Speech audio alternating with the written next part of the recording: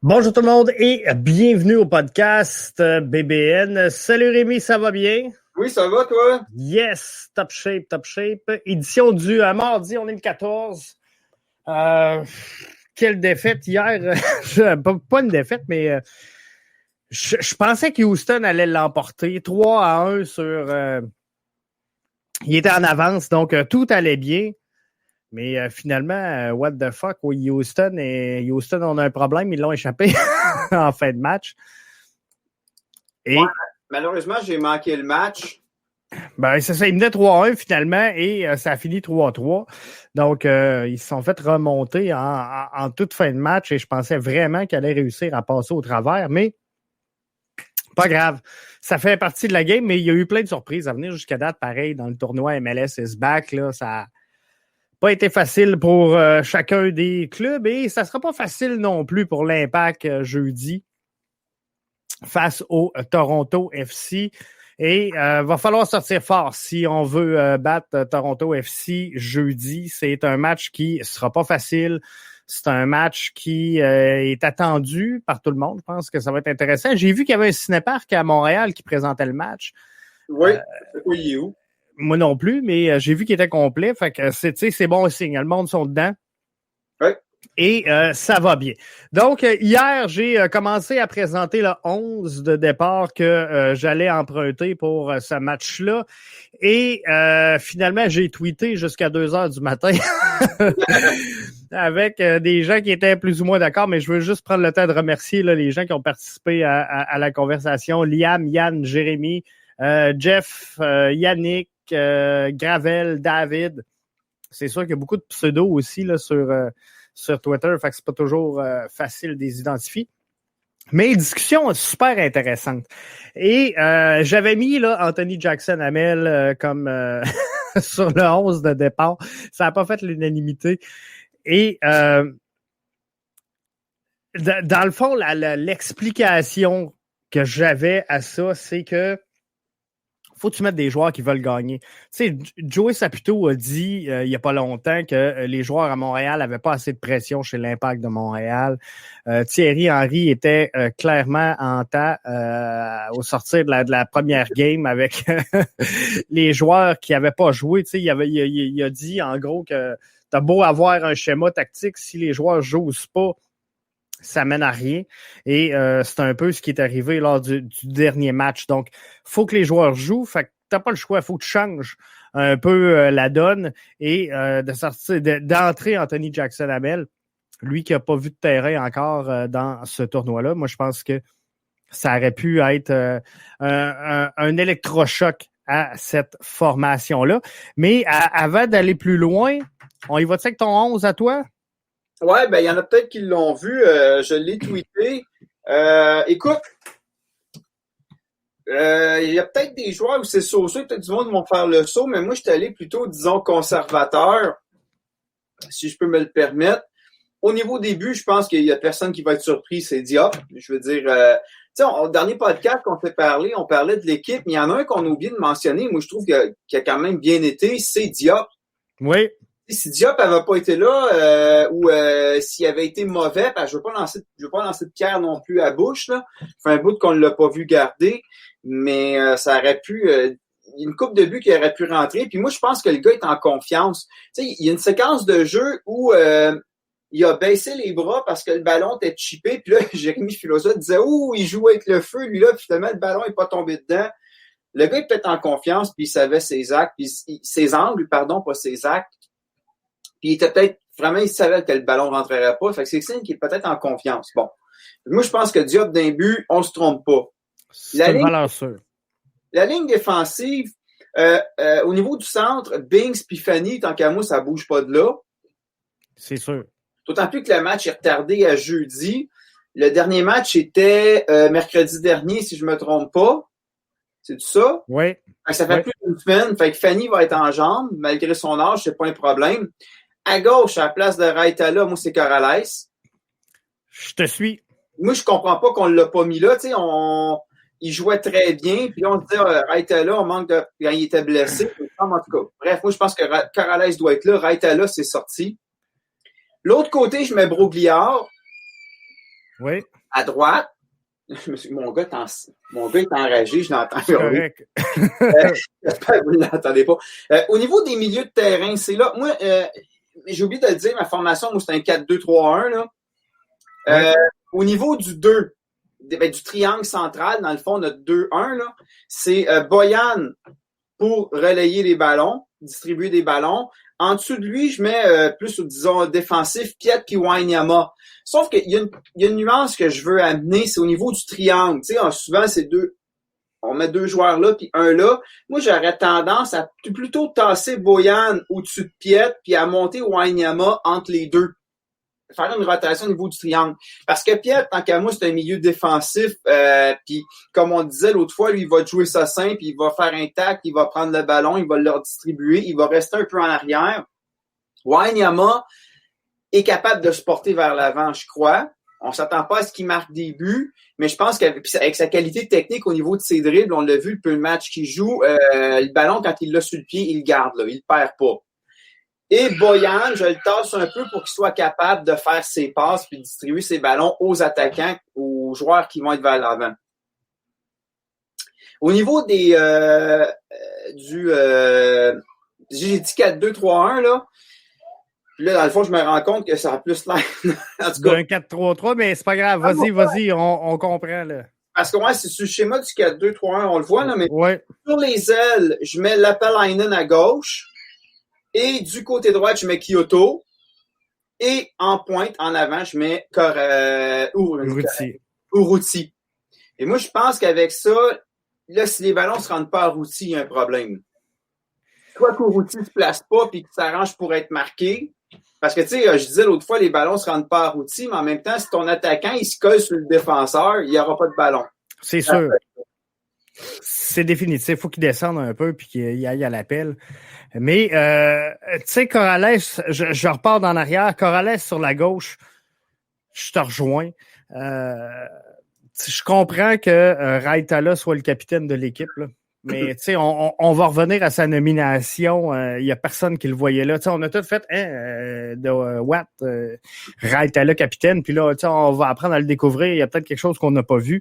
Mais finalement, tu sais, Raitala, je pense que latéral gauche, pas sa place, sincèrement. Et Binks et Fanny sont supérieurs au centre. Fait que il y a peut-être bien des dans le vestiaire, il est peut-être bien bon, mais je pense que sur le terrain, présentement, on a des meilleurs éléments. Et Corrales, je pense... Quand il était nommé capitaine, Binks n'était pas signé. Je suis pas sûr que Fanny, on savait qu'elle allait revenir. C'est chambranlant. Il y a peut-être eu des changements dans l'effectif qui sont apparus, qui ont fait que ça remet des choses en question. Parce que, puis tu sais, en plus, Raitala revient d'une blessure quand même assez majeure. Oui. Fait que je suis pas sûr que de le lancer là, c'était une bonne chose. Ça aurait pu faire un super sub, là, mais là-dessus, moi, si je vois Corrales sur la gauche, ça, c'est indéniable. Piet Wanyama, je pense que c'est bien. De laisser un petit peu, parce que comme tu disais, on désaxe un peu Boyan, on le sort du centre pour laisser Wanyama plus libre sur la droite. Et Piet, là, c'est exactement ce qu'on s'est dit. Hein. Il va récupérer une touche. Merci, bonsoir. T'sais, il faut qu'il joue en une touche, 2 touches. Plus que ça, on y en demande trop. Fait que je pense que dans ses capacités, c'est ça. Une touche, 2 touches. Avec Piet un peu en arrière, puis Wanyama un peu en avant, qui me rappelle un peu à l'époque le Philippe puis Bernier. Bernier, tu le reculais un peu, tu donnais plus de place à Philippe, c'était merveilleux, tu sais. Je sais que Bernier aimait ça se porter vers l'avant, puis il était capable de marquer des buts, mais quand tu as Philippe à côté de toi, à un moment donné, Bernier, puis tu sais, Bernier, c'en est un autre qui perdait pas de ballon, tu sais. Fait que Bernier, c'était une bonne affaire. Je trouve que c'est un bon mix dans le sens où Piet, il va être efficace à son rôle, puis Wanyama peut se porter vers l'avant. Puis, il y a le cardio pour, comme ils disent, box-to-box. J'ai même pas peur avec Wanyama. Là. Non, moi non plus, c'est ça. Je pense que physiquement et ses capacités techniques aussi peuvent faire la job. Boyan, ben, tu sais, il va là. Si on le met dans l'alignement, je pense que c'est là qu'il va.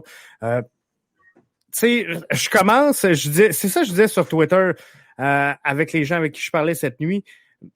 Je commence à perdre patience dans le cas de Boyan, mais sais, d'un autre côté, est-ce qu'on l'utilise de la bonne façon, Boyan? Je suis pas certain qu'on l'utilise à son plein potentiel. Puis, si tu veux gagner, il faut que tu mettes tes meilleurs éléments dans leur meilleure position. Et je pense que Boyan, effectivement, dans ce rôle-là, pourrait être très, très bien. Fait que j'ai pas de trouble avec ça.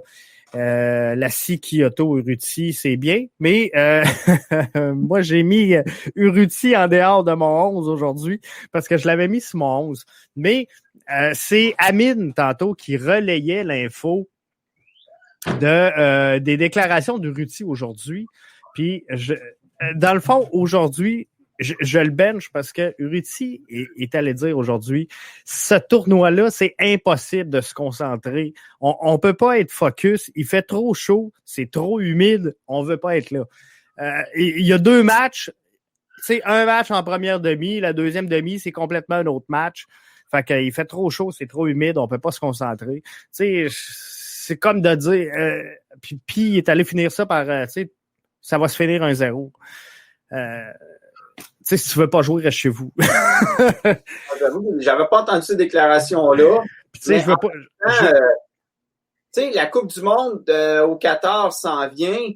C'est le genre de réflexion que bien des joueurs de sélection nationale vont avoir. Est-ce que ça veut dire qu'ils veulent pas jouer non plus? C'est là où je me pose la question. Est-ce que c'est... Je sais pas. En même temps, je trouve ça un peu étrange parce qu'on est en Amérique du Nord, puis en temps normal, on serait en pleine saison. C'est vrai qu'on serait pas toujours à Orlando. Mais on irait. Tu sais, on finirait par jouer un match là. C'est un peu comme au mois de novembre, disons au mois d'octobre, on a un match au Stade Saputo, puis un joueur, il dirait, ouais, c'est dur de jouer à Montréal parce qu'il fait froid. Est-ce que ça veut dire qu'il veut pas gagner ou c'est juste un constat? Tu sais, je sais pas si tu suis un peu la Ligue 1. Tu sais, il y a beaucoup de joueurs africains en Ligue 1, hein. Puis dépendant des villes, des fois, je vois les joueurs africains sont sur le banc avec une grosse couverture parce qu'ils sont pas habitués encore au froid, tu sais. Je sais pas si c'est jusqu'à où, tu sais. Je retrouve pas, là. Je cherchais la déclaration officielle. Et là, vu que je la cherche, je la trouverai pas. Mais, fait que c'est ça. J'ai hâte de voir, là, qu'est-ce que ça va donner. Mais, pour tout ça, ben, tu sais, Urruti, moi, je le tâche. Je pense qu'il faut sortir jeudi. On n'a pas le choix. D'un, il faut sortir de là avec une victoire. De 2, je pense qu'on veut voir les joueurs avec le couteau entre les dents. Là. Puis, tu sais, moi, ça me fait peur. Et Anthony Jackson-Hamel, là, j'y cherche une place. Mais, tu sais, je défendrais pas ça ad vitam aeternam parce que je le pense aussi. Tout le monde me disait cette nuit sur Twitter, Jeff, Anthony Jackson-Hamel, c'est un gars qui est capable de jouer 20 minutes. C'est ce que je pense. T'sais. Moi, je pense qu'Anthony Jackson-Hamel serait excellent en CPL, pour être franc, mais il est capable de te donner un gros 20. Maintenant, est-ce que tu peux le rentrer dans un match puis le sortir après 20? C'est ça le problème. T'sais, l'orgueil embarque, mais si le joueur le sait, si c'est dur à l'orgueil, c'est sûr d'apprendre à jouer avec ça, mais à un moment donné, il faut que le joueur il se rende compte là, de ses capacités puis que tu lui dises, t'es capable de jouer un gros 20. Donc, tu sais, vas-y. Le danger là-dedans, c'est pas juste une question de l'ego du joueur. Il y a une affaire, il faut pas oublier. Si on décide de faire rentrer... il vient de me pogner. Mais... Salut, Doc. Mais non, OK, oui. Tu rentres un joueur les 20 premières minutes pour le sortir. Admettons que le gars rentre les 20 minutes, il te compte 3 buts. Ce serait surprenant, c'est une chose, mais le gars rentre tes 20 minutes, tu le sors après 20 minutes parce qu'il est grillé, puis là, tu as un blessé en deuxième mi-temps, tu viens de te... Il y a ça aussi en termes de... C'est tirer une épine dans le pied, ça, c'est sûr. Mais, admettons qu'on te dit, OK, Urruti, on le tasse. Es-tu prêt à faire jouer Balou en haut?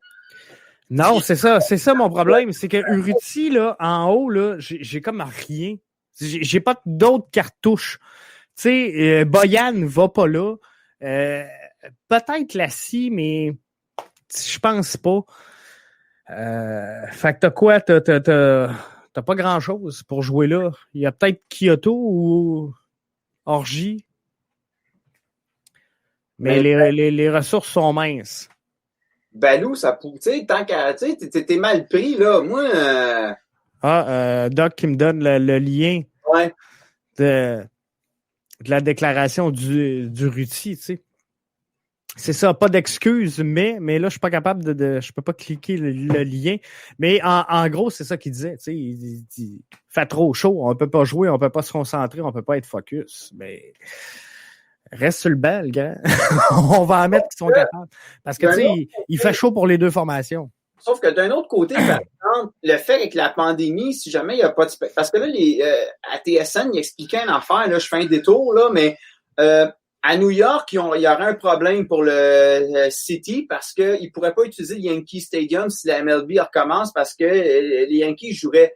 Et là, les gars ils disaient, ouais, mais si t'as pas de spectateurs en tant que pandémie, n'importe quel terrain devient utile. À la limite, puis tu sais, bon, la question du turf, il y a des joueurs qui veulent pas jouer dessus, mais à la limite, est-ce qu'éventuellement, on pourrait poursuivre la saison dans des installations intérieures? Par exemple, décider que l'impact, étant donné qu'on n'a pas de spectateurs, on va le diminuer le coût. On joue à Marie-Victorin, l'ancien centre d'entraînement avant qu'il ouvre la caserne, où ce qui s'entraîne l'hiver. Tu sais, t'as pas de spectateurs pour les médias, tu mets 2-3 caméras, puis est-ce que ça pourrait être une possibilité éventuellement? Mais en même temps, je veux pas être plate pour Urruti. Il nous parle de chaleur. Je comprends, il fait chaud, mais cette année, moi, vous dire qu'au Stade Saputo, si on avait joué, il y a une couple de journées qu'on aurait eu des méchantes canicules, puis on se dirige pour en avoir une plus importante la semaine prochaine.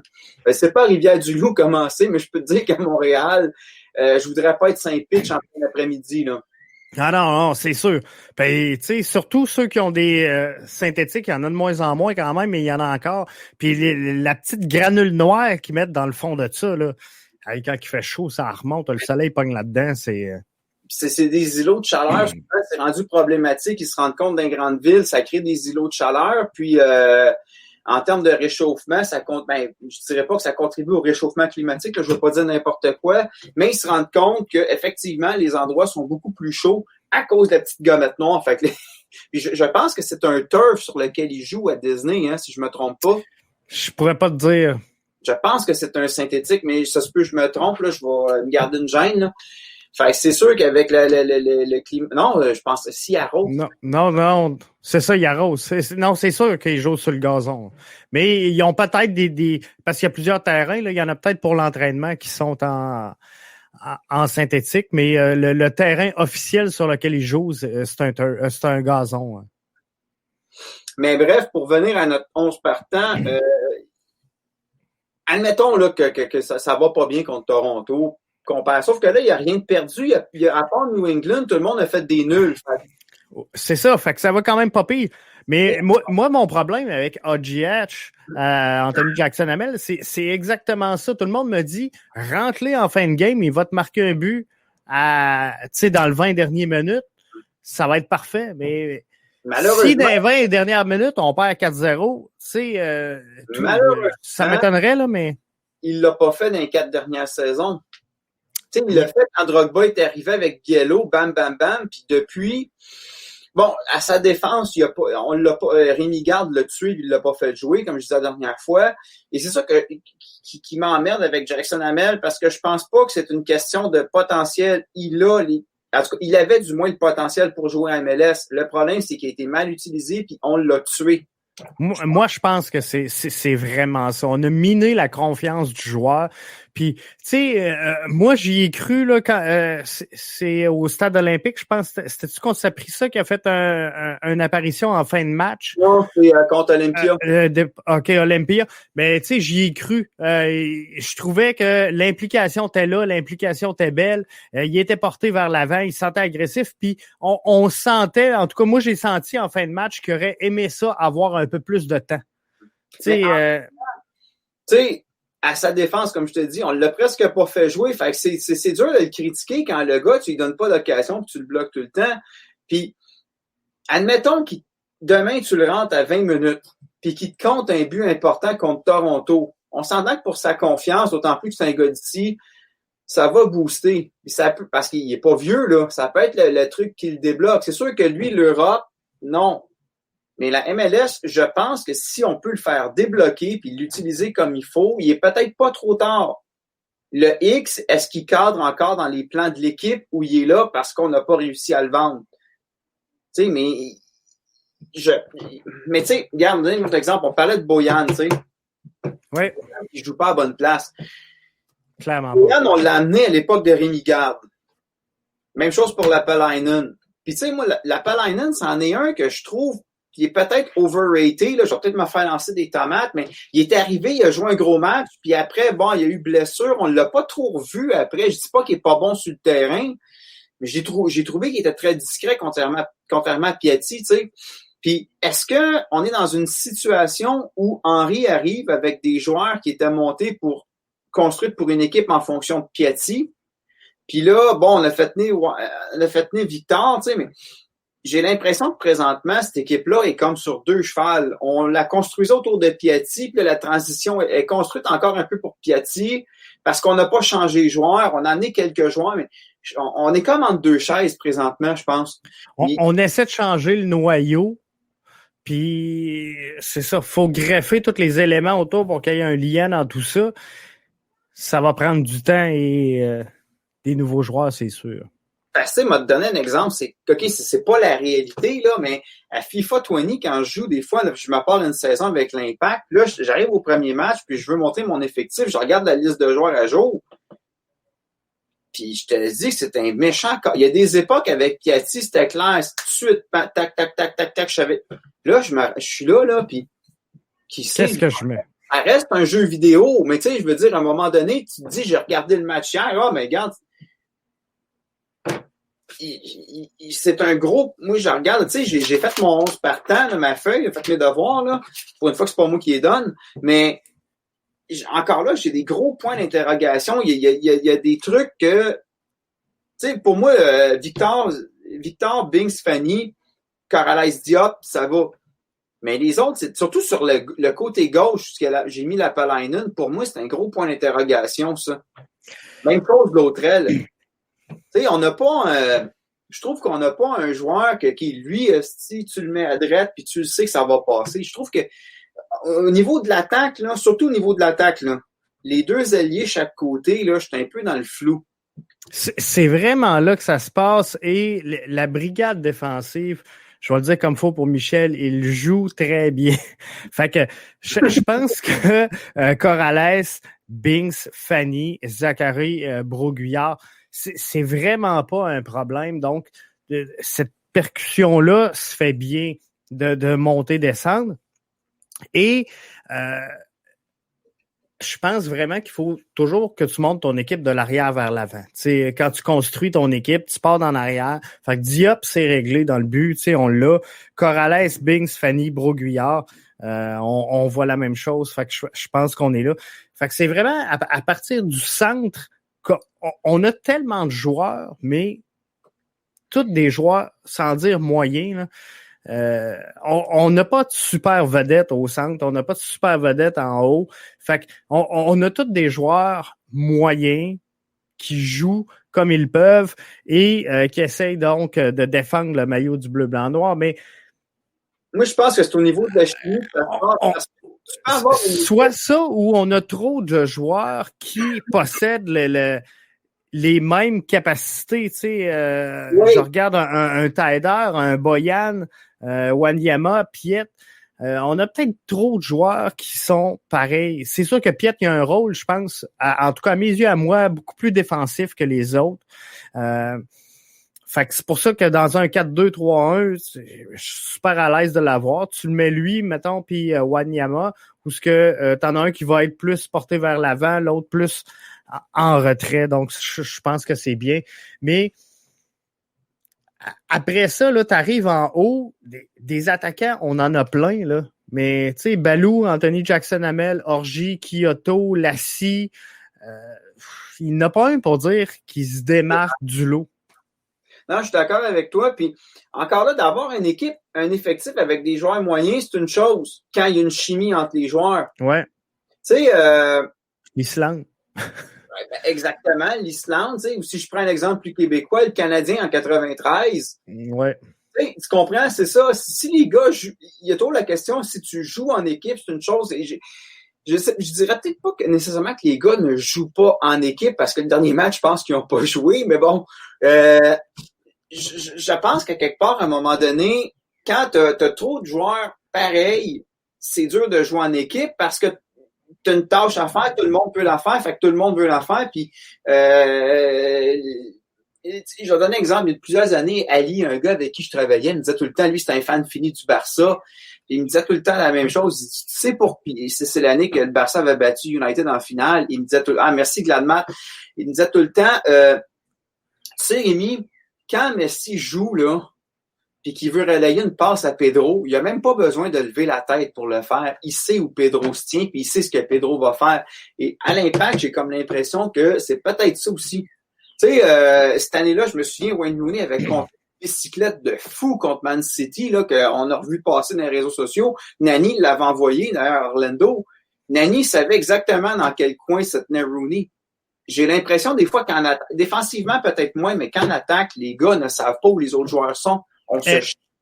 Est-ce que le problème, c'est justement le fait que on change constamment le schéma tactique? Tu sais, si les joueurs jouaient toujours en 4-3-3, par exemple, avec à peu près la même titularisation tout le temps, à un moment donné, ça devient un réflexe. OK, je le sais, par exemple, que sur ma gauche, Corrales va passer en overlap. Donc, j'y donne la passe, il va être dans la course, je le sais, il est tout le temps là, à tous les matchs, il est là. Fait que, tu sais, c'est peut-être ça aussi qui manque à l'Impact, un peu de stabilité dans son effectif, parce que là, on a essayé des 4-3-3, des 4-2-3-1, des 5-3-2, des 3-5-2. À un moment donné, les joueurs, là, ça se peut-tu qu'il y ait de la misère à se repérer, justement, comme tu parles, l'exemple de Lionel Messi puis Pedro, qui se trouvaient, d'après moi, les yeux fermés, ils savaient où mettre la passe. Mais c'est ça, le problème avec le schéma tactique actuellement, comme je disais tantôt, je reprends mon exemple de FIFA, c'est que il y a des équipes, des fois, tu les regardes jouer, puis des contextes où ça te saute aux yeux. À l'époque, Manchester United jouait souvent un 4-4-2. Tu avais deux attaquants, tu avais Rooney d'un bord, Chicharito de l'autre, puis c'était clair. Il faut dire qu'à l'époque, c'était une mode, le 4-4-2, souvent, c'était comme le standard. Maintenant, on dirait que c'est le 4-2-3-1 qu'on voit. Mais tu sais, il y a des équipes, des fois, le problème, c'est un peu ça, je pense, quand on regarde l'équipe de l'Impact, c'est qu'il y a des équipes, tu regardes des joueurs, tu te dis, OK, clairement, ça va être un 4-4, un 4-4-2, 4-3-3, ou comme tu veux. Dans le cas de l'Impact, moi, je dis 4-2-3-1 parce que c'est comme par défaut. Ouais. Mais il n'y a rien qui. Ils sont pas modelés sur un schéma tactique. Un 4-4-2 avec Urruti et Jackson Hamel en pointe. Il y aurait peut-être ça, tu sais, mais encore là, je pense pas. Tu l'essayes-tu avec Urruti, Balou? C'est dur à dire. Mais donc, défensivement, on est correct, on le sait. En tout cas, de mettre un 4-4-2, admettons. Là, si je mets un 4-4-2? Tu sais, moi, Boyan, j'ai besoin qu'il soit juste derrière les trois en avant, mes deux alliés, mon attaquant, pour distribuer le ballon. Dans un 4-4-2, tu le places côté gars. Ça devient plus difficile. À moins que tu décides de faire un 4-4-2, je pense que c'est en diamant qui disait, bon. En losange. Ouais, c'est ça, mais tu vois, je trouve qu'il n'y a pas de schéma qui sort. Parce qu'en là, tu fais un 4-4-2 en diamant, bon, tu mets Piet en bas, tu mets quoi? Wanyama d'un bord, Tyder de l'autre, Boyan en haut. Ouais. Là, l'autre en haut, Urruti puis Jackson Hamel. Ouais, ou là, tu vas y aller avec peut-être Kyoto. Sauf que quand tu regardes ça, tes deux joueurs sur ton diamant, là, disons, tu mets Wanyama d'un côté puis Tyder de l'autre. Bon, les deux ont des capacités. Tyder a des capacités offensives. On a vu le plomb qu'il a compté au stade. Wanyama avec, mais je trouve que tu couvres moins au niveau des ailes. Bon, oui, tu as deux gars dans la surface, puis c'est vrai qu'avec un gars comme Hamel, qui a son physique, peut-être que tu peux créer de l'espace à Urruti. C'est peut-être ça aussi qui manque à Urruti. C'est peut-être un joueur qui va attirer d'autres joueurs d'un côté pour y laisser de l'espace. C'est peut-être ça. Tu choisis ça, tu sacrifies tes... Puis, avec l'Impact, je trouve que c'est... à chaque fois qu'on nous montre un schéma tactique, je trouve qu'on a plus d'arguments pour dire « je suis pas sûr que ce schéma-là est bon » que d'arguments pour dire « c'est ça qu'il te faut ». C'est ça, exactement. Puis, tu sais, on n'a plus de gars qui se trouvent les yeux fermés depuis que Piatti est parti. Ça fait un bout qu'on le trouve. Jackson et Balou avaient l'habitude de jouer ensemble. Moi, je pense que Jackson Balou, ça peut faire de quoi de bien, sincèrement, mais sur le super sub, tu comprends? À la fin du match, moi, je pense que si t'es amènes, mais là, pour jeudi, là, moi, ce que je voulais, c'était ébranler les troupes, tu comprends? Fait que de voir un Anthony Jackson Hamel débuter le match, puis je le sais qu'il y en a plein, là, Liam, Yann, Jérémy, ils me disaient tout, ça n'a pas de bon sens, il n'est même pas calé MLS, mais je pense que les joueurs sont peut-être trop sûrs, justement, de jouer, tu sais. Boyan, c'est la même chose. On l'utilise peut-être pas dans la bonne chaise, mais par contre, parallèle au hockey, tu sais, je le sens comme un Kovalev. Il va te donner 2-3 bons matchs, puis après ça, pouf, il est éclipsé, on le voit plus. Fait qu'il faut trouver c'est quoi les solutions, puis ça va peut-être être ça. Tu sais, je reviens sur le commentaire de Doc. Jackson et Balou avaient l'habitude de jouer ensemble. Je regarde Gladmack, Boyan et Okonkwo jouaient bien ensemble. Tu sais, c'est peut-être ça la formule. C'est peut-être de venir former des duos pour qu'on établisse cette chimie-là, puis après ça, on le rentrera dans un schéma tactique, mais partons d'une étincelle naturelle quand les gars jouent ensemble.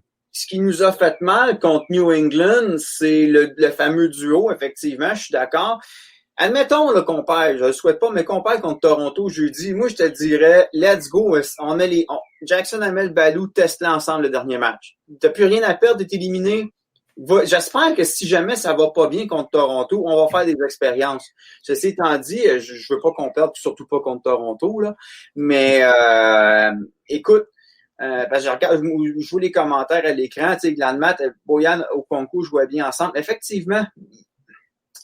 Mais encore là, c'est que tu trouves ces duos-là, tu les places comment? Okonkwo, bon, tu mets Okonkwo à la place de Kyoto sur l'aile droite. Ouais, c'est là qu'il va. Mais tu vois, cette semaine, là, il jouait comme juste dans un sens. Là. Il y avait nord-sud, mais le reste là, du terrain, il n'existait pas. À la limite, je serais quasiment tenté de te dire, si tu vois qu'avec Kyoto, c'est so-so, tu le rentres en deuxième mi-temps, tu le testes avec Boyan. Oui. Moi, c'est Taider là-dedans. T'arrives, tu fais un changement, tu vas embarquer Taider. Tu sors qui? Piet, Wanyama, Boyan. Bon, là, c'est sûr qu'on n'a pas de match devant les yeux. C'est hypothétique. Si Boyan, il joue pas pantoute, tu sors Boyan. Mais encore là, tu sais, Taider, tu t'en sers comme ça au milieu, tu le mets où? Moi, clairement pas à place de Piet. Moi, je pense que Taider doit être plus offensif. Il a les capacités beaucoup clairement offensives. Moi, encore là, quand je regarde Piet, Taider, c'est la même chose que Piet, Wanyama. Mais en même temps, Wanyama est capable de faire un match au complet, puis je pense pas que tu sors, à moins qu'il se blesse, tu ne le sors pas d'un match. Il fait les 90 minutes. C'est sûr, c'est définitif. Piet, même chose. Tu sais, Piet, il nous l'a prouvé, là. Il peut jouer le match au complet, là. Ouais. Le match n'a pas bien été, mais je pense que c'était pas de sa faute. Fait que tu fais quoi avec Taider dans un schéma comme le mien? Tu te ramasses avec un Taider, c'est quoi? Tu le gardes comme sub sur le banc, tu le mets une fois de temps en temps. Mais c'est un joueur désigné. Fait que, tu sais, c'est ça, on est comme pris avec trop de joueurs qui n'ont pas de vocation précise au sein de l'alignement. Fait que qu'est-ce qu'on fait avec tout ce monde-là? Mais encore là, moi, je pense qu'on paye le prix des années Rémi Garde parce que Taider est arrivé et je suis convaincu que Garde ne l'a pas utilisé comme il aurait dû l'utiliser parce que Garde, c'est un coach ultra défensif. Et on a fait venir d'autres gars qui peuvent jouer à sa place. Et ça, je pense que sa confiance est éminée. Et je sais qu'il y a beaucoup de détracteurs. Moi, j'aime bien Saphir Taider, là. Sofiane va être content, mais je trouve qu'il y a beaucoup de détracteurs pour Taider, mais je pense que les gens sont sévères avec Taider puisqu'il n'a pas été utilisé comme il aurait dû être utilisé. Et là, Doc Mayou lève un bon point, là. Le mercato s'en vient. Tu vas chercher qui là-dedans? Si tu vas chercher quelqu'un, il faut que quelqu'un parte. Il faut que tu vendes. Tu n'as pas le choix, c'est définitif. Et là, on vient de signer 2 jeunes joueurs de l'Académie de l'Impact qui éventuellement vont prendre la place. Il y a Steven Saba qui est blessé, mais qui va prendre la place également. Bref, il va y avoir tantôt trop de joueurs. Puis là, ben, tout ça va dépendre parce que c'est toujours It's Money Talk, hein, ça va dépendre aussi de l'Impact. C'est quoi le plan de match de l'Impact? Est-ce que l'Impact est là pour jouer puis gagner une coupe MLS ou l'Impact est là pour produire des jeunes joueurs puis les vendre à l'Europe?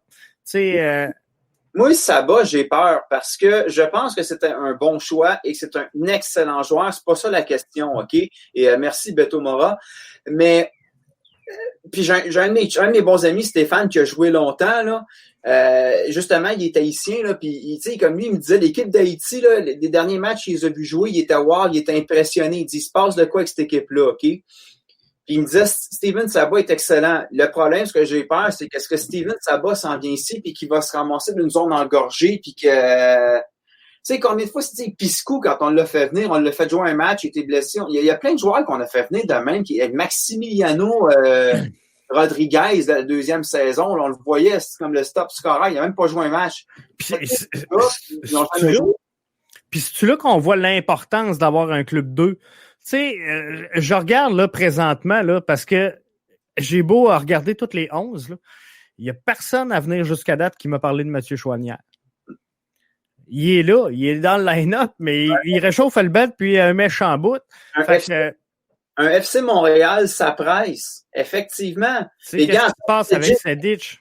Beto Mora, il a mentionné Sedic. Le pire, c'est que quand j'ai fait mon 11 partant, j'ai vu le nom passer, puis j'étais comme pourquoi pas? Puis là, j'étais comme pas trop sûr parce que lui, il est arrivé l'année passée avec l'Impact, puis il est sorti de nulle part le match qu'il a joué. Puis effectivement, comme Beto dit, ils l'ont effacé. Ben oui, complètement. Comme Shamit Chaume. Ah, vas-y. C'est pareil pour Shamit Chaume, tu sais, on le voit plus depuis, il me semble que ça fait des lunes qu'on n'a pas entendu parler, puis c'est un joueur qui est arrivé il y a pas si longtemps que ça dans le bleu, blanc, noir. Là. Il est arrivé, la première saison qui était arrivée, on ne l'a pas vu pantoute. Mais ça presse un FC Montréal ou un club pour pouvoir justement soulager un peu cette équipe-là. Parce que là, tu t'en vas en mercato avec un effectif, tu sais, comme je disais tantôt, tu as un effectif qui est engorgé. Tu as trop de joueurs, je trouve, qui sont similaires puis qui t'engorgent. Tu fais quoi? Tu veux vendre des joueurs, tu vas vendre qui? Tu vas vendre des gens de l'académie? Oui, c'est ça, qui n'ont rien prouvé parce qu'ils n'ont pas eu le temps. C'est quoi aujourd'hui, par exemple, la valeur de Mathieu Choinière alors que... Aston Hamel, comment tu peux le vendre? Exactement. Parce que moi, je suis convaincu qu'il y a des clubs MLS qui seraient peut-être qui peut-être seraient intéressés de l'avoir. Puis garde Max Crépeau, là. Je sais pas si tu as vu les déclarations de Marc Dos Santos. Oui. Dos Santos à Montréal. Moi, je l'ai vu gagner le championnat en 2009, là. Ça a été un autre gaffe, un autre coach qu'on a perdu dans des mauvaises circonstances, là. Mais lui-même le dit, c'est carrément un vol. Je sais c'est clairement ça. Il y a bien du monde qui n'aimait pas Crépeau. Mais Crépeau s'est ramassé, engorgé. Un peu comme Bush s'est fait engorger aussi la première saison où on a fait tenir Ricketts qui a... Donovan Ricketts, oui. Contre Perkins était efficace, mais ça a pris un bout avant qu'on voit Bush. Et là, on se retrouve, c'est pareil, c'est complètement engorgé. Puis... il va arriver la même chose avec Pantémis qu'on a envoyé... c'est dommage, là, mais à moins d'un départ de Bush, il n'y a pas d'avenir à Montréal. Ben, c'est ça. Fait qu'on on fait venir des gars de l'académie, mais on les fait pas jouer. Tu sais, le fameux Blake. Comment il s'appelait, là? Tout le monde tripait. Blake. Blake Smith, je pense. C'est peux-tu? Deuxième saison, le gars, il avait été repêché. Il avait compté un but. Là, à chaque match, c'était un classique sur Impact, le mot-clic Impact TVA Sport. Est-ce que Blake va rentrer? Je sais plus son nom. Est-ce qu'il va rentrer? Il n'est jamais rentré. Tu sais, combien de joueurs, je le répète, combien de joueurs on a fait venir? Santiago Gonzalez, qu'on a vu, je pense, un petit peu dans le tournoi Mickey Mouse de début de saison, qui n'a jamais joué. Tu sais, des fois, je regarde, il y a des noms sur l'effectif. Bon, il y a des fois, c'est des produits de l'académie. Tu te dis, OK, c'est correct, ils sont pas assez grands, mais tu vois, c'est des gars qui ont été transférés. Des fois, qui prennent une place de joueur international, puis le gars n'est même pas sur le jeu une fois de la saison. Non, c'est ça. Puis on n'aide pas ces joueurs-là, on n'aide pas l'Impact non plus. Mais d'avoir un Mathieu Choinière, par exemple, qui exploserait en CPL ou en USL ou en MLS2, parce que je pense que ça va finir par ça. Mais d'avoir un Mathieu Choinière ou un Anthony Jackson-Hamel qui excelle là, qui s'amuse, qui reprennent le goût à jouer, ben, ça va aider l'Impact, c'est définitif. Parce que ces joueurs-là vont manger le terrain, vont manger des ballons. Et à un moment donné, ça peut juste devenir payant pour l'Impact. Même à la limite, des fois que l'Impact est peut-être un cimetière de joueurs. Tu sais, quand ils ont switché en MLS, là, Ali Gerba, l'histoire, ils voulaient pas le libérer de son contrat, mais ils voulaient pas le faire jouer. Ça a comme mis fin à la carrière de Gerba. Puis je pense que Gerba, méritait pas ça, là. Tu sais, même chose pour Antonio Ribeiro. Tu sais, ben, je trouve qu'on a scrappé des carrières de joueurs, tu sais, puis je regarde. Puis l'autre chose, on en reparlera parce que le temps passe. Moi, je suis pire que Jean-Marc Parent. Mais le monde va faire. Mais, au niveau des préparateurs physiques, j'en ai parlé dans le temps quand Lando faisait la chambre à 91.9 Sports. J'en ai parlé souvent avec. C'est vrai pour le Canadien, mais c'est vrai pour l'Impact. Je crois qu'il y a un sérieux problème au niveau de l'équipe des préparateurs physiques. J'espère qu'avec Thierry Henry, ça va changer. Mais des fois, je me demande si c'est pas ça qu'on a vu. Des gars qui sont cramés après 10 minutes, pas capables de suivre le match. Quand tu regardes on voyait très bien, là, un qui a rendu quand même des fiers services à l'Impact de Montréal, c'est Salazar. À un moment donné, là, il est reparti, ça n'a pas été long, mais lui aussi, là, à un bout de temps, là, il rentrait sur le terrain, il t'en mettait un ou il te donnait une belle passe, il te donnait un étincelle, quelque chose. Mais clairement, on n'a pas été capable de l'amener au niveau. Mais au niveau physique des joueurs, tu sais, il y a toute l'histoire de Nelson Rivard, je sais pas, ils l'ont signé au début, mais il aurait dû se renseigner parce que c'était un classique, les blessures dans sa carrière, évidemment, quand je regarde. Des gars, Piscou qui s'était blessé après son carton rouge, des joueurs qui se blessent puis qu'on voit pas, je trouve ça bizarre. Puis vraiment, tu sais, je regarde des clubs comme Liverpool puis Real Madrid. Real Madrid qui a gagné, je pense, c'est 3 ans de suite, là, 4 en 5 ans, 3 ans de suite, la Ligue des Champions avec Zidane, puis les gars là-dedans, il y en a qui avaient joué à l'Euro, puis qui gardaient, et pourtant qui avaient l'intensité au max. Comment ça se fait qu'en Amérique du Nord, un club comme l'Impact n'est pas capable d'avoir un préparateur physique qui va entraîner tes joueurs pour avoir... Des fois, je trouve qu'on a le pic, on n'a pas le pic, on a le pic en début de saison, puis après, ça s'essouffle. En tout cas, on en reparlera une autre fois, là, parce que c'est pas ça le but de l'émission, mais je suis convaincu qu'il y a un problème. Je sais pas si c'est la culture montréalaise. C'est peut-être ça aussi qu'on essaie de changer avec l'arrivée de Pat Leduc, puis ça aussi, on va s'en parler plus tard à l'Académie. Tu sais, y a-tu un changement? On en a parlé brièvement dans le dernier podcast ou l'autre d'avant, je me souviens plus ça. Ouais. Mais tu sais, il y a peut-être ce changement de vision-là, là, d'avoir justement des joueurs qui ont peut-être pas la meilleure attitude, mais qui veulent jouer puis qui veulent gagner et qui physiquement là vont se sacrifier pour le maillot. C'est peut-être ça qui manque. Yep. C'était la conclusion de la soirée, je crois. Yes, sir. Hey, merci Rémi d'avoir été là. Merci à... Hein? Je reviens quand tu veux. Parfait. On s'en reparle. Cool. Merci Rémi. Bye. Donc, soyez là tout le reste de la semaine. On va être là avec vous autres. Mercredi, demain, on va analyser, donc finalement, finaliser ce vrai 11-là. Puis je veux les vôtres.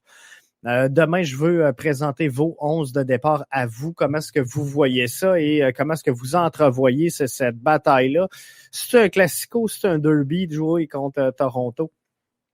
On va regarder tout ça. Mais chose certaine, c'est qu'il faut que Montréal sorte très, très fort jeudi face au Toronto FC. Il n'y aura pas de deuxième chance. Donc, c'est là, il faut gagner ce match-là. Et DCU, on est capable. J'ai regardé le match entre les deux. Là, on est capable définitivement de battre ces deux formations-là. Et je pense que, sincèrement, ça devrait bien aller, mais pour ça, il faut que les gars se donnent, il faut qu'ils se donnent sur le terrain. Fait que quand je vois des joueurs mentionner que finalement il fait trop chaud pour se concentrer sur la game, reste sur le banc, fait n'importe quoi, et c'est là, tu sais, je disais, faut faire jouer Anthony Jackson-Hamel. Si lui, il fait pas trop chaud, tu sais, j'aime aussi bien l'avoir sur le terrain que d'en avoir un qui est pas capable de se concentrer parce qu'il fait trop chaud. Bref, c'était mon 5 minutes de chialage. Merci à Beto pour les commentaires. Merci à tous ceux qui ont participé via vos commentaires. Donc, Doc, Papy, Gladmac, bref, tout le monde qui ont été là et qui ont participé à la mise en place de ce podcast-là. Je vous invite à devenir patron. www.patreon.com/bbnmedia. Vous allez pouvoir contribuer et soutenir BBN Media dans sa mission sportive, on va le dire comme ça, avec une contribution de $1 par mois, $3, $6, $9, et vous allez avoir du contenu privilégié. D'ailleurs, les patrons, c'est demain que je vous rends disponible votre podcast de la semaine exclusif aux patrons. Donc, c'est à ne pas manquer demain. Et on se retrouve donc à 20h jeudi. On va décider ça demain, qu'est-ce qui va se passer jeudi. Je pense qu'on va faire un débrief de la game tout de suite après le match. Je ne sais pas ce que vous en pensez. Si vous êtes encore là, vous mettrez des commentaires là-dessus, à savoir qu'est-ce qui se passe. Et je regarde vos commentaires parce qu'il y en a qu'on aurait aimé approfondir. Hein, qu'est-ce qui s'est passé avec Sedic, la combinaison Jackson Ballou, la combinaison Boyan Okonkwo. C'est tous des sujets qu'on va regarder demain plus en détail. Donc, merci d'avoir été là, bien branché au podcast BBN. Jeff Morancy qui était là avec vous. On se retrouve demain, mercredi 20h, pour une nouvelle édition du podcast BBN.